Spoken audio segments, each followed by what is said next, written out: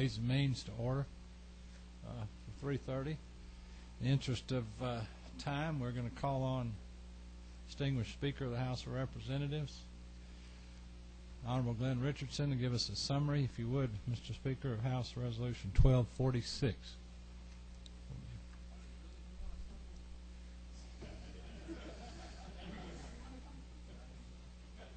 This is That's plenty. H.R. 1246. One of the members of the committee suggested that we had gone through so many machinations and changes of the tax reform proposal that we introduce a clean version, and that's what H.R. 1246 is, a clean version of the property tax reform that has the elements that the House was supposed to bring forward, and those include the tax on the, have the constitutional amendments to go forward as to whether we put the tax on the groceries, the lottery tickets, and on the services in exchange for taking the taxes off all personal automobiles and taking the school tax off all homesteads. That is essentially what the House versions are of 1246 and the bill that goes with it, HB 979. Thank you, Mr. It's a Speaker. very abbreviated version of a 5-hour conversation. Any questions for the Speaker? I do anticipate being here Thursday to explain in detail. I actually hope, Mr. Chairman, that the Senate resolutions that came out of the Senate today, they should be assigned tomorrow to the Senate, to us. I'll send them to you, and they should be here as well on Thursday, because what I would like to ask the committee to do is that when we come forward on Tax Reform Day, that we not only have H.R. 1246 and HB 979, but we have the Senate resolutions as well. I will point out that the Senate resolutions did not quite go far enough. They're a good step. They adopted the freezes on the values of residential and commercial, but they did not put a concurrent cap on the millage rates of counties, cities, and schools, which is a critical part of that if you want that to have any meaning. And I would propose that the committee amend that, and when the committee is ready to push out all of these bills and take them forward, they all be done as a package. Then I'll ask Rules Committee to take up all tax reform proposals on one day on the floor of the House. Thank you, sir. We'll assign 1128 and the antecedent enabling legislation to our tax reform subcommittee, chaired by either Representative Peake or Representative Mills, and anything that goes wrong between now and then will be their fault, not mine. I just want to make We do have copies of these bills in this resolution that we will have delivered here today. Later today. There's going to be one tiny change in the bill that I don't have in it now that is going to include the trauma care funding part. I'm going to go ahead and just tell you I'm going to wrap the trauma care funding language into this as well, so that when we go forward with the tax reform, that we've got the trauma care funding mechanism in there as well. Thank you, Mr. Speaker. We look forward to Thursday. Thank you.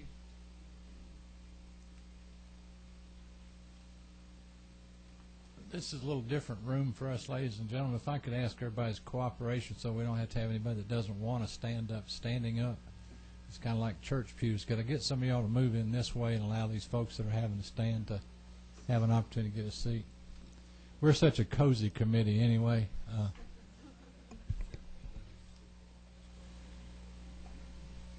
Yeah, I think you ought to not ask, you ought to demand that. We've got you handling that. So.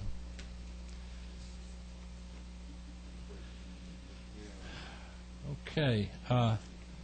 Ladies and gentlemen of the committee, like that, we're going to have first reading and assignment of all these bills today. There are no matters coming before us that are going to sustain a vote or move out of the committee, but we are going to be assigning them to our subcommittees where it is we intend to vet all of our legislation. Again, the purpose of this assignment process is, since this is such a large committee of members, we like all of our members to have a working knowledge of what is in the breast of the committee at all times, even though it may not be in a subcommittee in which you participate, so that if you have a particular interest in a bill, you can follow the progress of those bills and know that it's in the committee. We like to do most of our amending and most of our changing and reformation at the subcommittee level before we vote on it at full committee. That's not to say we don't reserve the right to amend at full committee, but we don't like to have to do it there unless we have new information that we need to act on. So with that being said, Representative, well, actually, I think I'm going to take our Senator, Senator Cecil Staton. You're recognized to give us a brief summary of Senate Bill 159, please, sir.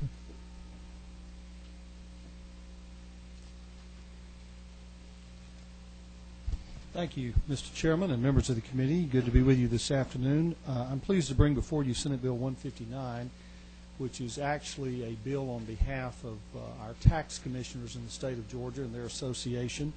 It's a fairly simple bill which extends the deadline for filing homestead exemption applications to mirror the closing of books for tax returns for the calendar year. So in most cases, this will have two effects. One, it will help the tax commissioners administratively by having this occur all at once, but for the Georgia taxpayer, it will have the benefit of perhaps giving them an extra month in most cases to file their homestead exemption. So it's a very simple bill that I bring you on their behalf. Thanks, Senator. Would you be willing to entertain a question or two? I'll be glad to try. Vice Chairman Sims. Senator, are you aware that Representative Sims, Barbara Sims, has a bill that's similar to this, but it gives the counties an addition to opt out on March 1st? Are you aware of that? No, I have not seen that bill. Okay. Yes, Thank you. But I think hers has to do with the actual filing of the return. Right. I think yours is a homestead exemption That's trying correct. to marry those. I see no reason why that's not probably pretty good policy unless others don't. Are there any other questions for the Senator? Senator Staton, we'll be assigning that legislation to our ad valorem tax subcommittee that's chaired by Representative Royal, who you see right here, or Representative Sims, who just asked you that question. They'll arrange a hearing at your earliest convenient time, and we'll see if we can't get that legislation moving. We thank you, sir, Mr. for being with us. Thank you very much. Is there anyone that has a bill before us that that has any urgency about needing to go first to get to another committee or something? Otherwise, I'm just going to take them in the order that I have my agenda. But is there anyone that we need to accommodate in the audience that has to be, like a lot of us do around this place, in 5 places at one time? Okay, Representative Sheila Jones, if we could, ma'am, call on you to give us a little summary of your, I assume, House Bill 1128. Welcome.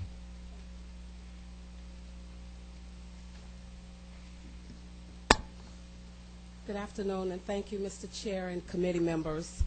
I am here to introduce a bill, House Bill 1128, that addresses one of Georgia's most critical issues, our state's water shortage. While the drought brought on by a shortage of rainfall can only be solved by Mother Nature, we need to be looking at the long-term issue of water usage. This bill can go a long way in providing landmark legislation which may serve as a model for state legislatures all over the country, and I believe this small step can pave the way to other solutions in the arena of water conservation that will ensure that all of us now and in generations to come will respect and preserve our most precious natural resource. HB 1128, it provides income tax credits for replacing toilets with water-saving toilets. HB 1128 is limited to single-family dwellings owned by or leased to taxpayers. HB 1128 gives a $50 each credit for replacing up to 2 toilets with a 1.6 gallon per flush model, and a $100 each credit for replacing up to 2 toilets with a 1.28 gallon per flush model. This bill allows it's referring to residents constructed prior to 1/1/1993, and I would like to ask for your favorable consideration of this bill. That may very well be forthcoming, but today we're not going to consider any legislation from the standpoint of taking the vote, but getting it assigned. Would you be willing to entertain any questions from the committee, if there are any? Yes, I ask for your favorable consideration in assigning it to a subcommittee. Sure. Okay. I didn't mean that in any bad Yeah. way, I promise you. Any member of the committee have any questions? I will tell the representative this is either the second or third piece of the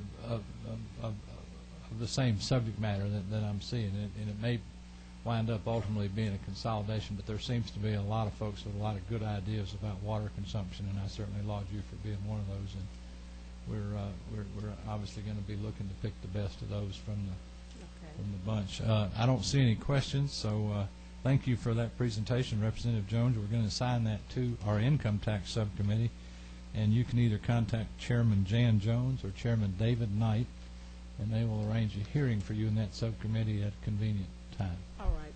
Thank you. Thank you very much.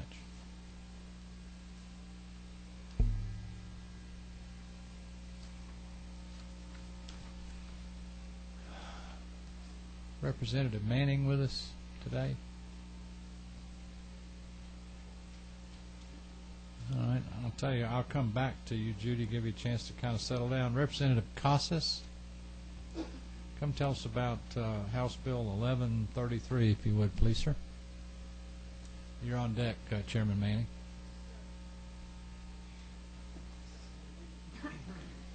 Had you been on time, you'd have been already up there. So. We count it in the chair here. Sorry, Representative Casas. Proceed, please, sir. That's okay, Mr. Chairman. Mr. Chairman, members of the committee, the bill before you is House Bill 1133, and I believe that you have seen it in another form. It was House Bill 400, introduced late in the session last year by Representative Earhart, and we have reintroduced it as House Bill 1133, and in the sense, the only thing that this bill does is create the student scholarship organizations only. It does not have the educational improvement organization component. I know you get a lot of requests for bills that do tax exemptions, and I would tell you that this bill is not different than those, and they will compete with those. But I will tell you that this bill is the second step in Georgia's attempt to reform our public schools and to go forward with school choice. And it has the same tax year limits that the original HB 400 had, with the $50 million cap per tax year. We streamlined it a little bit, created more accountability for these organizations, and where that the schools that they give to have to be accredited or in the process of being accredited, and much pattern like some of the provisions that were in the Senate Bill 10 that passed last year. And so I just bring that before you, Mr. Chairman, and hope that we can have a good discussion with it. Thank you, Representative Casas. Excuse me. You certainly have been a very reliable resource, especially in the areas of education, to everybody in this General Assembly, and we sincerely appreciate that. Are there any questions for the representative? I saw a strange look, Chairman Peake. Thank you, Mr. Chairman. Representative Costa, would you just walk me through?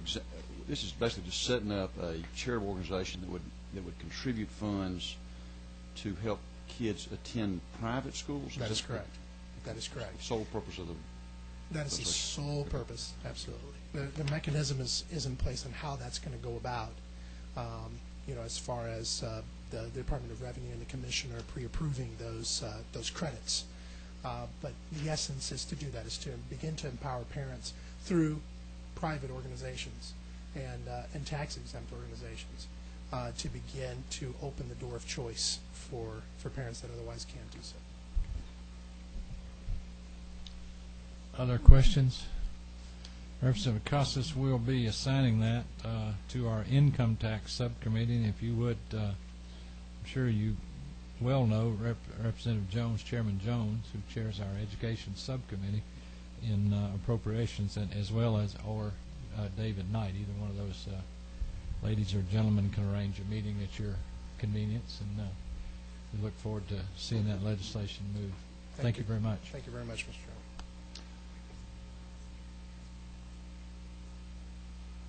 Okay, well, I already promised Representative Manning, then I'll do Bob Smith. Representative Manning would come tell us about House Bill 1130, please. Yeah. Well, now you're not. You're actually on. Oh, okay. I guess I can bat, right?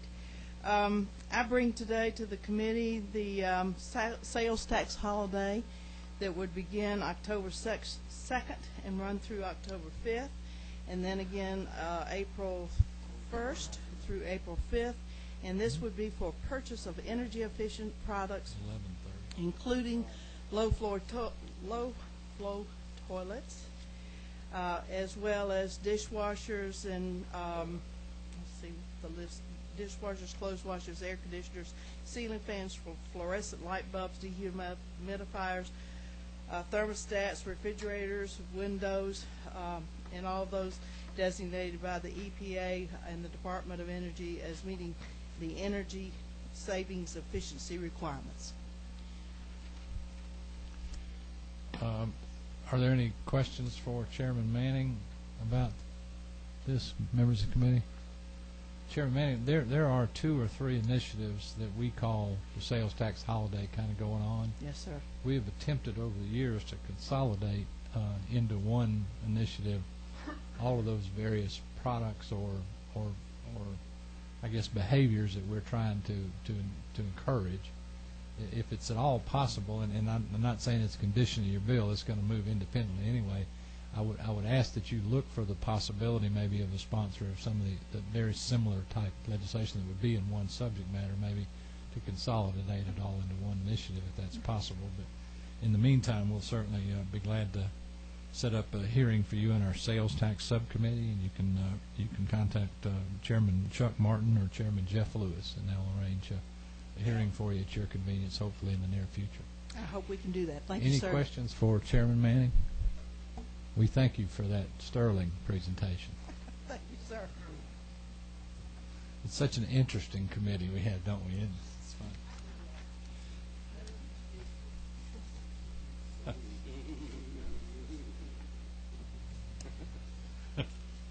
That's kind of like death by lethal injection rather than the electric.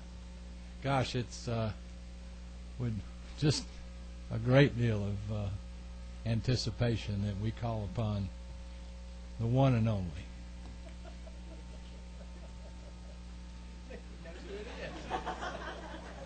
Representative Bob Birthday Smith. Tell us about House Bill 1144.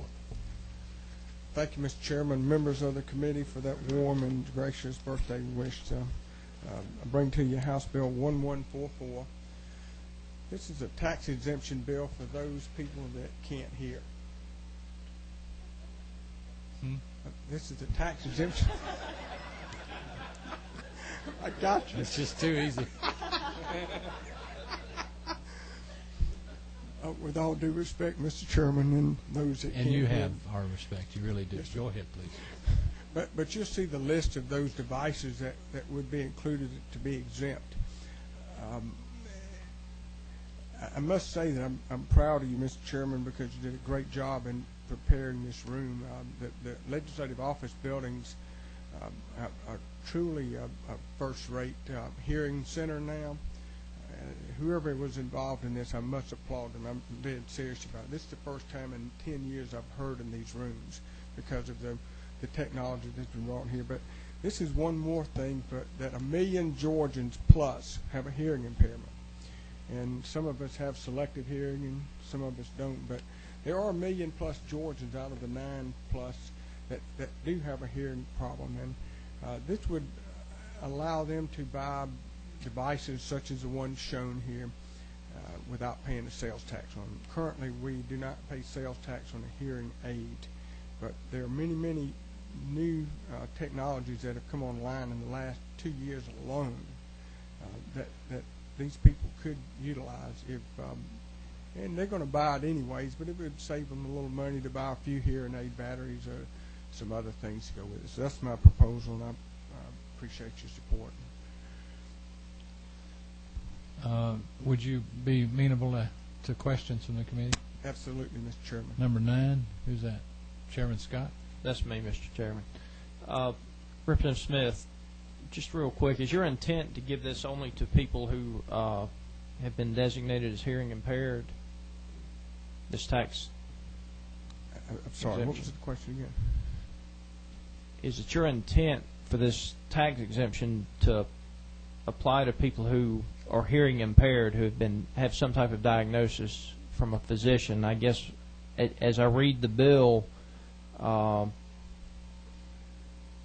it says the sales or use of hearing aids, which would obviously be for someone who had a hearing impairment. But then as we get into these other things, telephone amplifying devices for cordless, cellular, digital, and wired telephones, answering machines, paging systems, and wake-up alarms.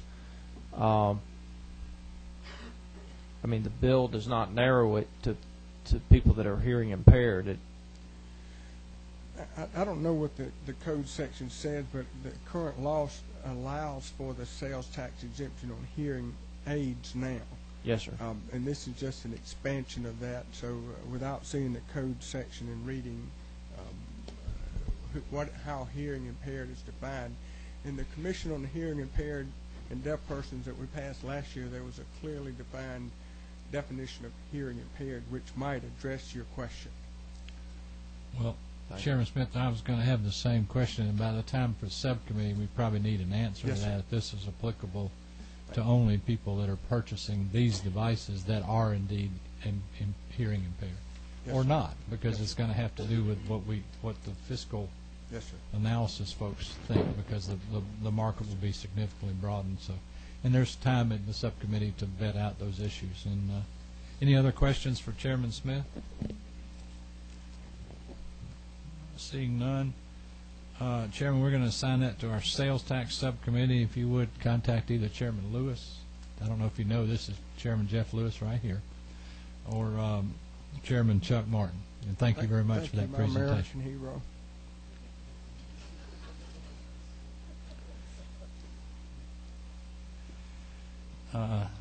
Chair recognizes the recently accident-prone Chairman Mike Cohn. If you can safely get up to the podium here and tell us about House Bill 1138. Thank you, sir. We got it. I appreciate y'all's questions about my eye. My demise was what's the favorite saying? My demise was premature. Yes. Greatly yes. exaggerated. I appreciate the chance to come before you. This is my first time, so I guess I'm like a freshman, so y'all can treat me that way if you'd like. This is House Bill 1138, and as Speaker Murphy used to always say, I've gone from legislating to meddling in this bill. It's dealing with moist, smokeless tobacco. It deals with the tax rate and the computation thereof. Basically, in a nutshell, what this does is levels the playing field when it comes to smokeless tobaccos. Right now, we deal with it based on the average wholesale price, or the wholesale price of the good that's sold. And this is typically the tins you see in the stores. Right now, it's sold by the wholesale price. What we're talking about doing is putting a flat tax on it of 15 cents a can, or 10, however you want to say it. And that's basically, in a nutshell, what this is doing. On the other items, you've got cigarettes that are done that way. It's 37 cents a pack. No matter if it's a generic pack or the high brand. Gasoline's done that way with a flat tax. Wine the same way, whether you're buying $2 Chuck or you're buying Dom Perignon. Beer, same way with Pat's Blue Ribbon or your Michelob Ultra. It doesn't matter. And what we're trying to do is level the playing field on this too as well. Your cheap brand and your high brands all pay a flat tax on that, and that's it. Getting down to the bottom line, that's what we're trying to do. It's the first time seeing the chairman speechless. Well, I was trying to understand what the proposition was. I'm sorry, I'm old and very slow. When you refer to flat tax, so I think, you mean excise tax as opposed to an ad valorem tax? Yes, Is that okay? Yes, sir. Are there any questions for Chairman Cohn?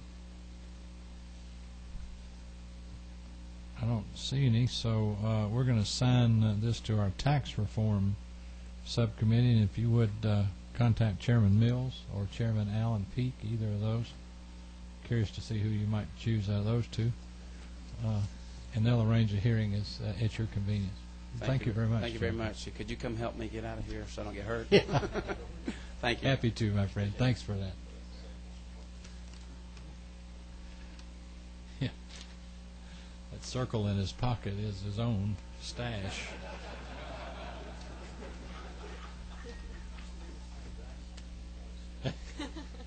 Come to the. Hopefully, you'll get to chair that subcommittee.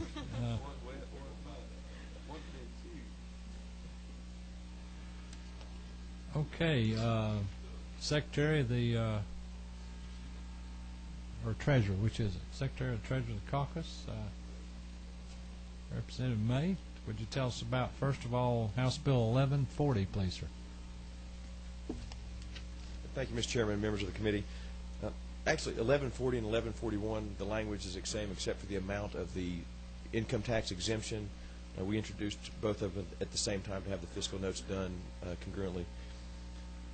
In effect, what the purpose of the bill is to give a tax credit for, and it's along the same line of as Representative Jones's bill, and I'm sure many others that you've seen, a tax credit for water-efficient products. And the language in the bill, as it is currently written, includes all the products that are defined by the U.S. EPA and their WaterSense program. Now, I will be adding, if the committee will allow, in subcommittee, products consisting, if you go down to line 22, it would be added on the end, any products consisting of recirculation pumps, tankless water heaters, or instant hot water delivery systems. And with the some guidance by our illustrious chairman, he convinced me that maybe it should be, I should look with a broader brush. So, and I appreciate that. So that's, in a nutshell, what it does. I generally don't guide. I just criticize. I hope you can understand the difference. It's in the eye of the beholder. All right. So, could you please, if you want them, is there anything about 1140 again? Tell us the uniqueness of 1140. I know you did them together because Certainly. of the amount. In 1140, the dollar amount of the tax credit is $250 on your income tax as a credit, and in 1141, it's $500. It's a different set of products as well. Same exact products. I would only expect one of these, the possibility of moving one of these, but it was in order to get a fiscal note. My understanding is you have to introduce them separately to get a fiscal note for different amounts. Is that correct? So you're just trying to back up your bet a little bit. Streamline the process. You're betting below the line on this. Okay, I got you. You're going to let us know in subcommittee which of these you prefer the most? Whichever one is most likely to pass, Mr. Chairman. Any questions for Representative May? I don't see any. We're going to assign them both, Representative May, to our income tax subcommittee. And you see Chairman Jan Jones or Chairman David Knight at your convenience. Thank you. That was a good presentation.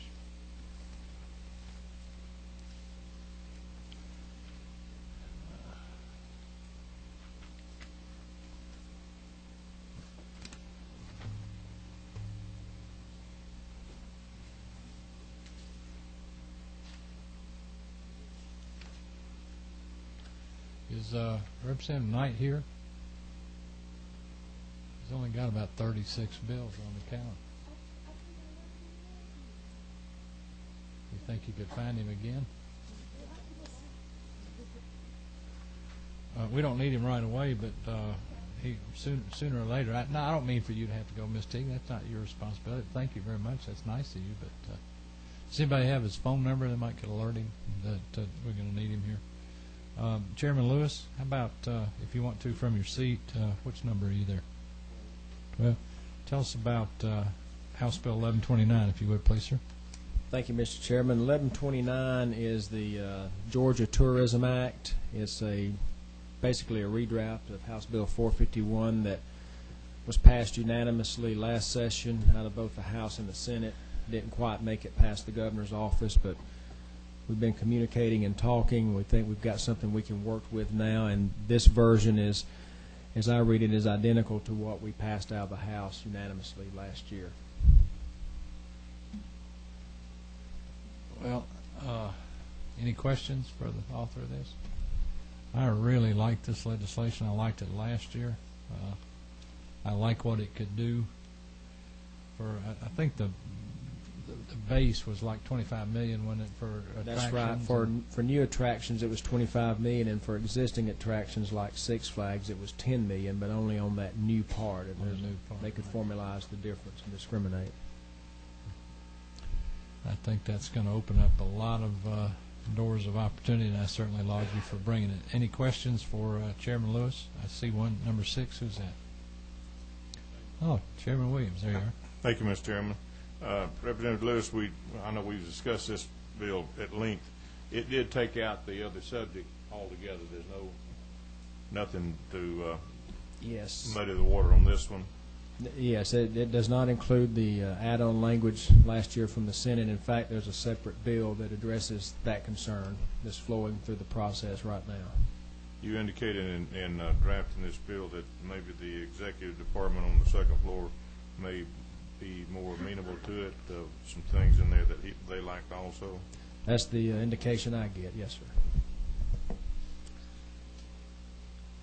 Chairman Lewis, you've got some really good choices as far as subcommittee chairs.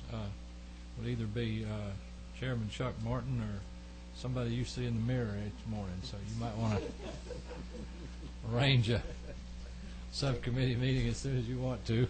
I'll do my best with both of them. There you go. Some of them are more argumentative than others on certain days. Thank you for bringing that. No other questions I see. We'll assign that to, obviously, our sales tax subcommittee. The vice chairman of this committee, from your spot there, if you would, Chairman Sims, tell us about House Bill 1131, please, sir. Thank you, Mr. Chairman, members of the committee. This bill has to do with ad valorem taxation of heavy duty equipment. In line 22 of the bill, they were changing the definition for renter and rental company in 24. Basically, primarily making it primarily engaging in the renting of heavy equipment.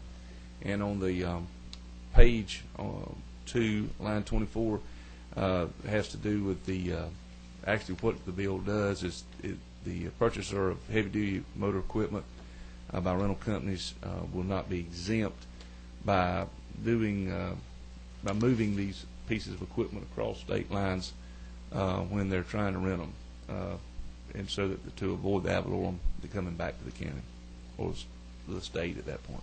That's basically what it does, Mr. Chairman. I'm sure other folks on this committee understood what you just said. Thank you. Any questions for Chairman Sims? I always love my chairman. He just makes me feel so good. Well, that's what I'm here for. No, we sure don't. You can call on Chairman Royal right next to you there, or yourself, as far as moving that legislation forward. Chairman Austin Scott, how about telling us about House Bill 1157? What number are you there, Chairman Scott? 9? Number 9, Mr. Chairman. Thank you. House Bill 1157, we had a bill that was presented the other day, and forgive me, I've forgotten who submitted it to us, but it dealt with the income tax exemption. I thought it was a good idea to go back in and insert $16,000 of earned income in what an individual over the age of 62 would not have to pay state income taxes on. And just so you know where I got that number from, that is the federal poverty level. That's where that number comes from. So somebody over the age of 62 would not pay state income tax on what they earned up to the federal poverty level. It is included under the definition of retirement income, so that if somebody was withdrawing the $32,000 in funds from their retirement account, they would not get the additional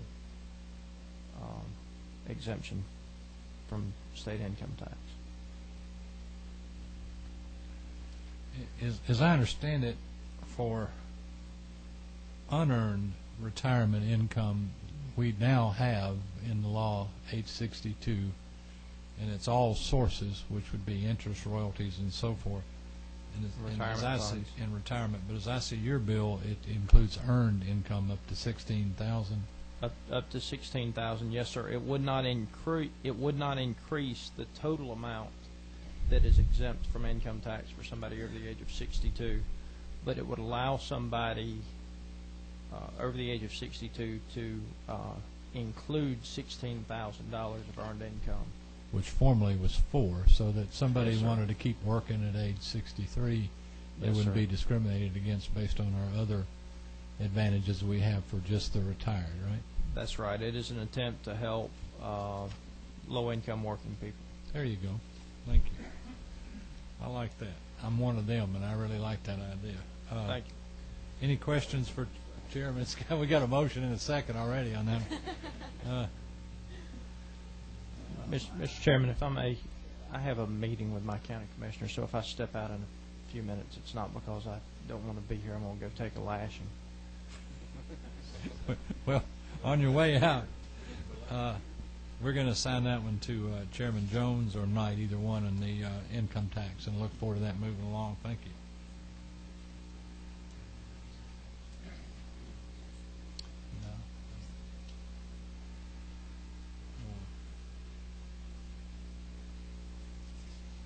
Is Representative Lucas with us anywhere in the room?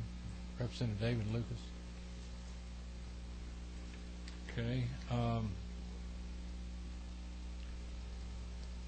Representative Graves, House Resolution 1216, from your seat will be fine. Thank you, Mr. Chairman.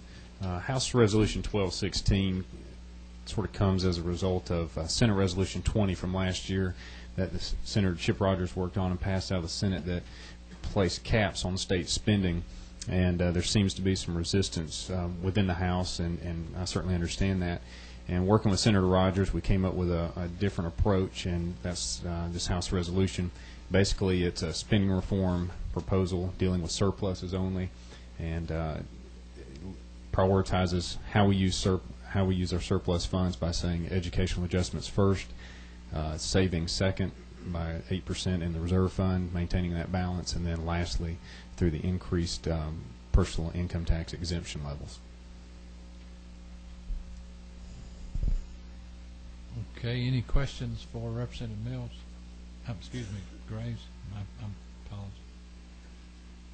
Wasn't the reserve fund extended out to 10% in some other legislation the last couple of years ago? Are you trying to, does this seek to reduce that, or was that your intention? You're correct. The in Senate Resolution 20, it was 10%. You're right, and he has agreed to 8% as well, and felt like, I guess, through a lot of conversations that was a reasonable number. And obviously it'll just go before the people and let them decide, right? Yes, sir. Constitutional amendment. All right. I don't see any questions for the author. We're going to assign that to our tax reform subcommittee. Chairman Mills or Peak. Thank you, sir, for that presentation. Representative Knight, are you with us now? You might want to, since you got 38 bills, you might want to go to the podium instead of sitting there, if you'd rather. I mean, you can go from either place. It's your call. This will be a short presentation. Okay, why don't you tell us about 1149 first? Mr. Chairman, to preference these bills are smaller, shorter bills, and these were brought to us on behalf of the Georgia Society of CPAs, their tax division of changes that I believe will help in the preparation and making compliance easier. So that's the preference of these bills. House Bill 1149 simply seeks to make changes regarding withholding requirements for income tax and authorize certain elections regarding lump sum distributions, similar to lump sum distribution, pensions, annuities, similar funds. Any question? Let's do it bill by bill if you don't mind. Are there any questions on 1149? Could you give me an example of what you're talking about there? I notice you and 2 other CPAs signed this, so you expect all us to know what you're saying?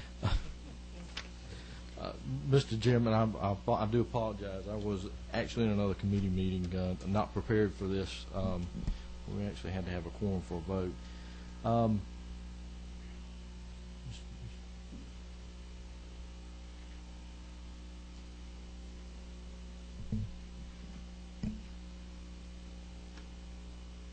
Will help. Oh, it says the payee of any non-periodic payment may elect to have withholding. Typically we mandate withholding, but some people, because of the present value of money, most people don't elect to have it, and so consequently it's not in the law, as I understood it from talking to the society. Yeah.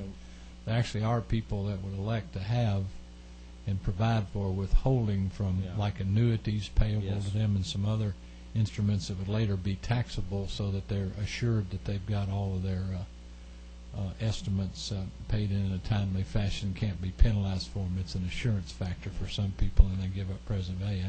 I'm glad you brought this and knew so much about it.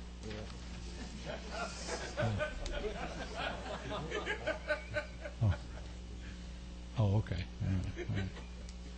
Well, you want to tell us about 1150? 1150. Oh, I'm going to assign that one, by the way, to the Income Tax Subcommittee, which you chair, or Ms. Jones, okay? Go ahead with 1150.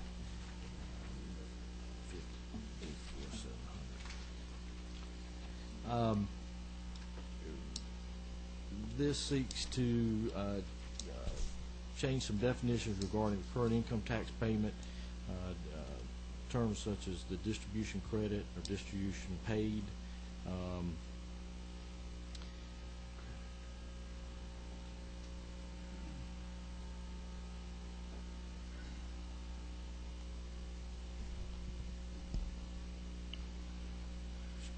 Again, Mr. Chairman, I'm sorry, I'm not prepared for this right now. I was understanding that I was presenting tomorrow, so my apologies for not. By the time it gets to subcommittee, which will be, again, the Income Tax Subcommittee, I'm sure you'll know that. Are you familiar with 1151, income tax exempt organizations? Yes, this is. I think this is having to deal with some of the lottery laws around the lottery and the nonprofits, and that we're seeking to change some of those laws to make it more compliant friendly.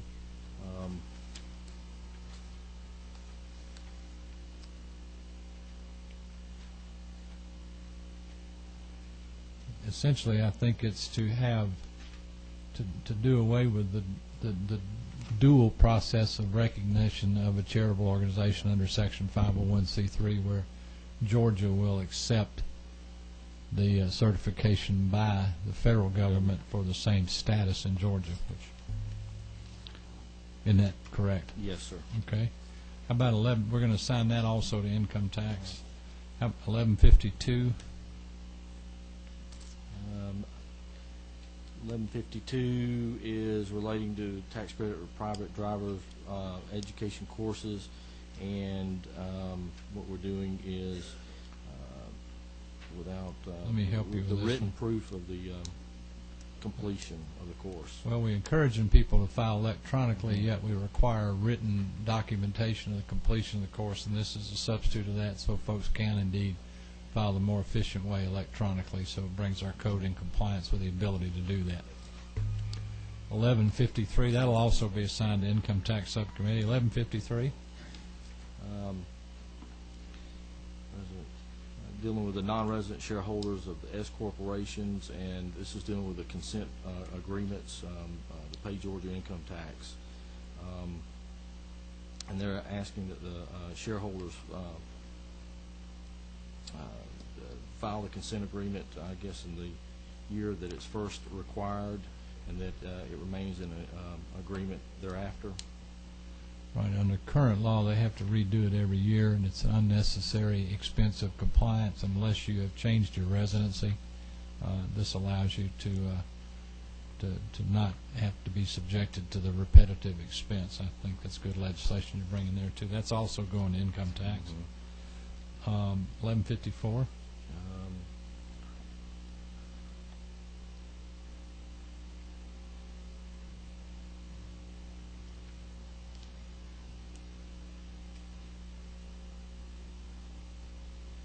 Just such requiring that electronically filed reports, when the federal counterpart of such report is required to be filed electronically with the Internal Revenue Code. We're simply asking that it be allowed to be electronically filed in the state of Georgia. I think it's dealing with only non-individual taxpayers, which affects mainly just entities, corporations and the such, and it seems only plausible that if that particular taxpayer is required to file electronically with the IRS, it stands to reason they should be required under Georgia by the Revenue Commissioner as well, again, for simplicity purposes. Lastly, withholding requirements, 1155. Mr. Chairman, I may need some help on this. I know Thunder Tumblin was one of the ones that was behind this. He's dealt with this one, dealing with partnerships, S corporations.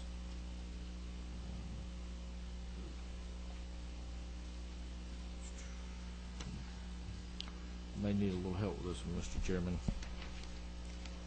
My understanding of this from the society when they came to us about this was it reduces to a reasonable level some of the holding requirements that are subjected on subchapter S owners of corporations and so forth, which used to be over 100% of the distributions, even though there might not be any expected profitability involved in the distribution. So it basically treats subchapter S shareholders the same equity that individual taxpayers get in Georgia, and we're going to assign that to our Income Tax Subcommittee.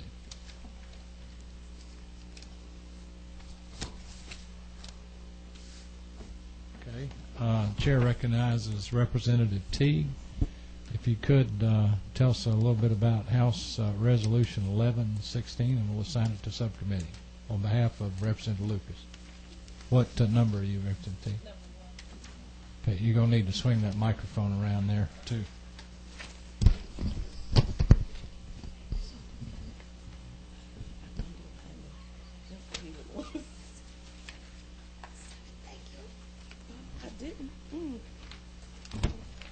Well, thank you, Mr. Chairman.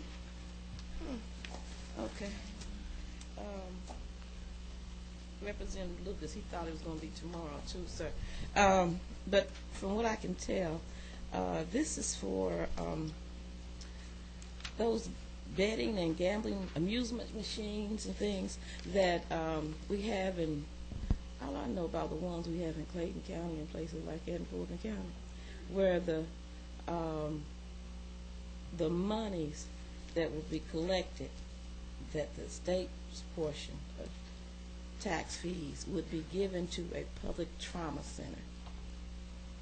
That's the only reason I volunteered to do this, because it would be given to one of the centers that I support in past years. But that's what he wants to do. He wants to the state portion of the fees to be given to a trauma center to help people with trauma. Is that okay, Mr. Chairman? Yeah, he's talking about not necessarily gambling machines in the negative sense. He's talking about coin-operated amusement machines that are lawful and yes, and certified. And he's trying to, as I understand it, what he explained to me is he's trying to allocate the proceeds therefrom that would be going to the state to a trauma initiative. We have a couple of questions. Would you like? Yes, sir. Who's 15? Okay, Chairman Roy. I was just interesting. Where did you say you had these machines? Didn't you say you had them in Clayton County or somewhere? Well, yeah. I mean, that's the last place I saw them. They may have moved by now. Do you have the addresses where you have them? No, sir. I just saw it on TV. Can we see your badge? 17. Assist my colleague and clarify two things. There are coin-operated amusement machines that are legal there are gambling machines that are currently illegal, and this is a constitutional amendment to permit gambling machines to be created, and then it would dedicate the revenue from these machines to the purpose of funding the public trauma systems. Okay. Thank you for that clarification. Thank you. Are there any questions for Representative Abrams? Because she. Okay. Well, that's good enough for me, I tell you. Okay, we're going to assign that to our Public Policy and Finance Committee, and if you would, Representative Teague, let Representative Lucas know that Chairman Austin Scott or Chairman Don Parsons can arrange it here. I think he was waiting on something else related to that. He told me one day in the anteroom, but it's been assigned so he can begin the vetting process, and I'm sure he appreciates your presentation. Thank you, Mr. Chair. Thank you. Is there any member of the committee have any more business? I'm told that you have now been provided with a copy of House Bill, what was it, Ms. Napier? 979, which is what the speaker referred to earlier. That'll make some great home study for y'all. And look forward to a presentation on that line for line on Thursday. I want to remind everybody that even though it's in the Tax Reform Subcommittee, the entire committee is invited to that presentation from 1 to 3 on Thursday. That's probably some pretty important legislation to us, and I'd like for the whole committee to stay up to date on that if you can. And anybody on the committee can be recognized at that time for questions too, so we're going to have a little departure from our normal rules, even if we have to do it through each other. It's very, very important we have a clear understanding of that. Is there any further business to come before the committee today before we adjourn? Seeing none, yes.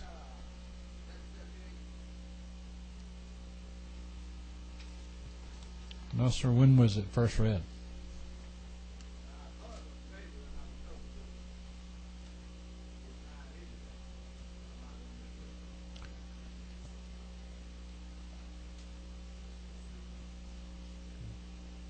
Could you tell me who might have told you that, Representative Black? Or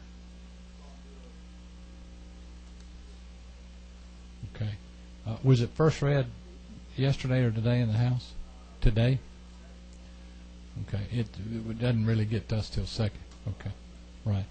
The next full committee meeting is probably not going to be till next Tuesday, and I hope we'll see you again then. I'm sorry you had to sit through all this. My apologies to you. I know you probably had things that you needed to be done. Sincerely, we apologize for that misunderstanding. This process is complicated enough as it is.